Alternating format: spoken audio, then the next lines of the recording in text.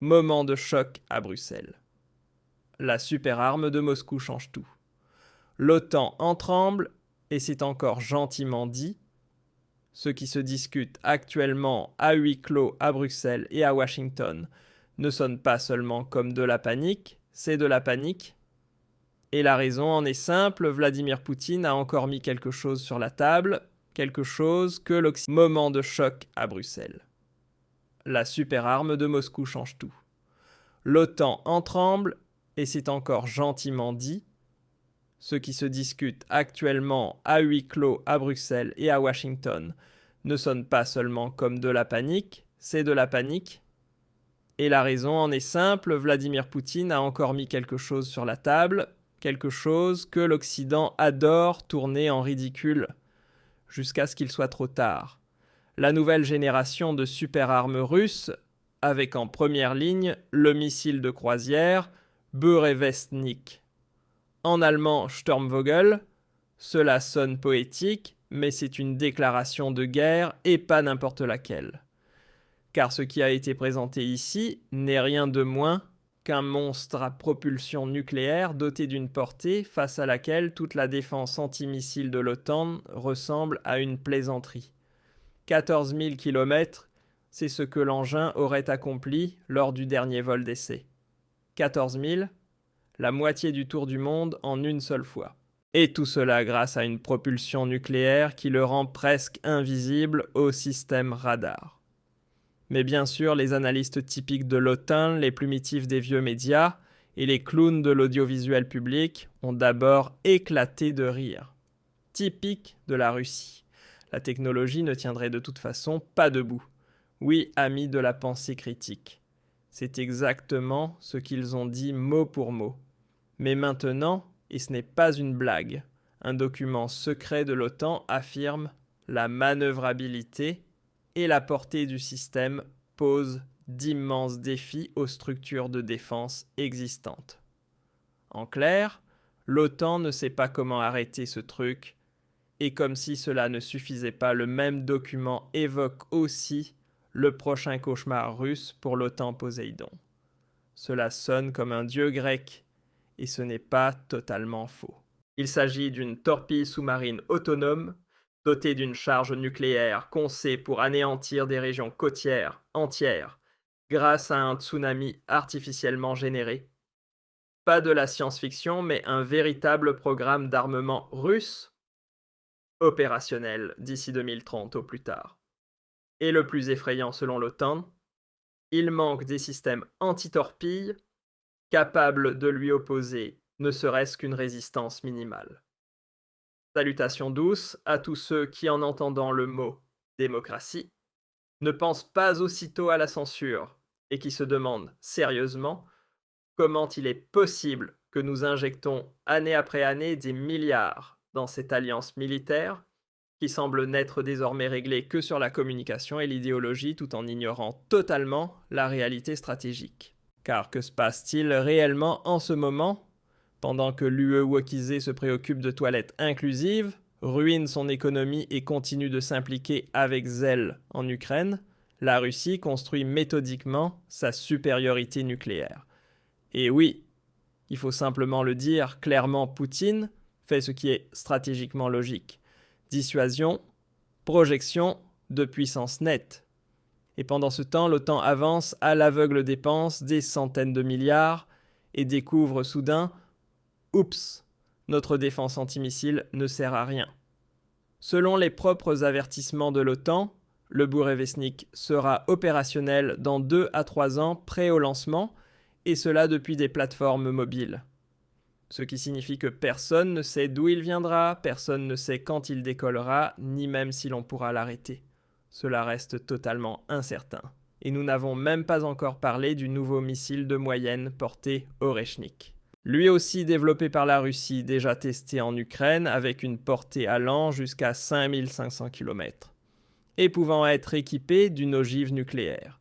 Et voici le clou du spectacle, il est déployable de manière mobile. En clair, l'ensemble du continent européen est attaquable, à tout moment. Mais que fait l'UE, que fait l'OTAN exactement ? Elles débattent des certificats CO2, du militantisme climatique, de plus d'argent pour l'Ukraine. Et soudain, comme par miracle, elles réalisent que la Russie construit une supériorité nucléaire qu'aucun nouveau budget ne pourra compenser rapidement. Ce n'est pas un hasard, c'est un échec politique. C'est l'arrogance de plusieurs décennies mêlée à un aveuglement idéologique. On a ri de la Russie. On a tourné Poutine en ridicule. On s'est cru intouchable. Et maintenant, le Sturmvogel se tient dans le ciel, le Poséidon dans les profondeurs.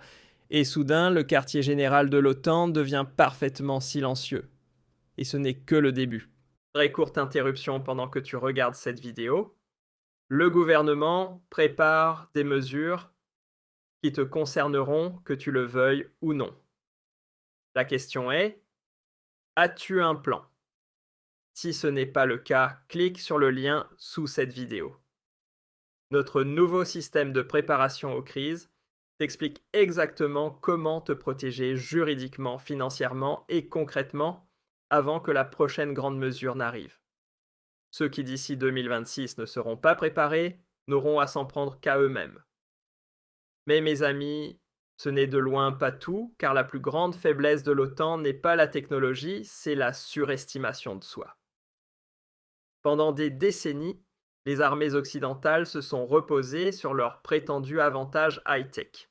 Elles pensaient que des systèmes de défense antimissiles comme Patriot ou Aegis intercepteraient tout d'une manière ou d'une autre.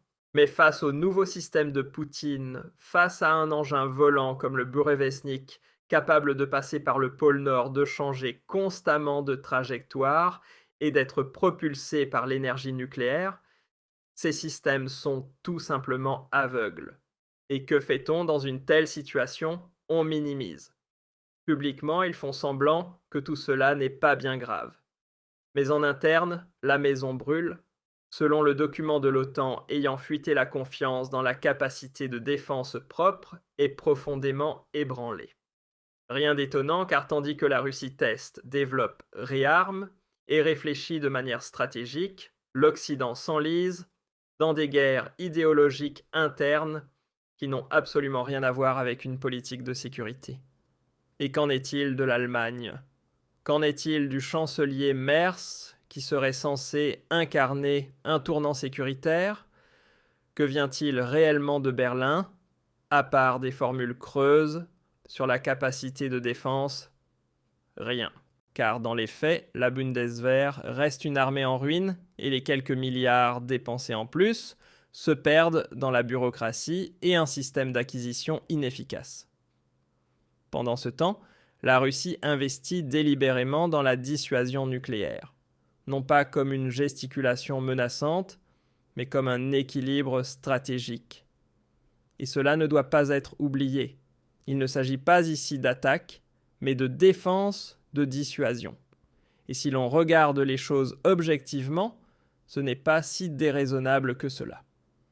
Car la Russie a vu ces dernières années que l'Occident ne recule devant aucune ligne rouge, que ce soit en Yougoslavie, en Irak, en Libye ou maintenant en Ukraine. Avec Poseidon Oreshnik et Burevestnik Poutine, envoie un message clair: nous ne nous laisserons pas désarmer, nous ne nous laisserons pas encercler, et nous ne nous laisserons certainement pas écarter de la scène mondiale. C'est ce message-là, et il est reçu, mais pas dans la tête des élites européennes aveuglées par l'idéologie, plutôt dans les centres de commandement de l'OTAN, où l'on reconnaît discrètement « nous sommes en retard et c'est dangereux ». Car que font les États qui se retrouvent militairement dépassés? Ils deviennent nerveux. Ils deviennent imprévisibles. Et c'est précisément là que réside le plus grand danger. Non pas dans les armes de Poutine, mais dans la réaction arrogante de l'Occident. Les États-Unis, sous le président Trump, l'ont compris depuis longtemps.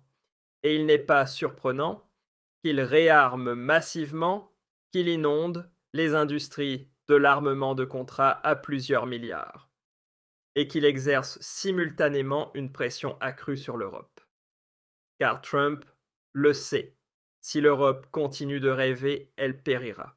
Et qu'en est-il de l'UE, d'Ursula von der Leyen, de Macron, de toutes ces figures qui préfèrent débattre de quotas de genre plutôt que de réfléchir à de véritables questions de sécurité? Ils ont provoqué la Russie pendant des années, sur le plan économique, politique, médiatique. Et maintenant, ils se retrouvent face aux débris de leurs illusions. Mes amis, voici la réalité en 2025. La Russie continue de renforcer sa puissance militaire. Non par mégalomanie, mais par stratégie intelligente. L'OTAN, en revanche, se trouve prise dans un cercle vicieux fait de surestimation de soi, d'aveuglement idéologique et d'échecs structurels.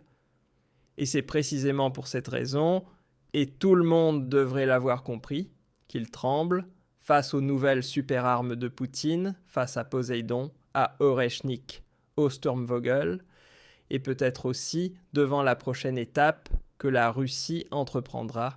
Car une chose est certaine, celui qui sous-estime son adversaire dans un jeu de pouvoir mondial perd. Et celui qui croit que la Russie est militairement en retard recevra bientôt une très désagréable surprise. Salutations douces à tous ceux qui préfèrent réfléchir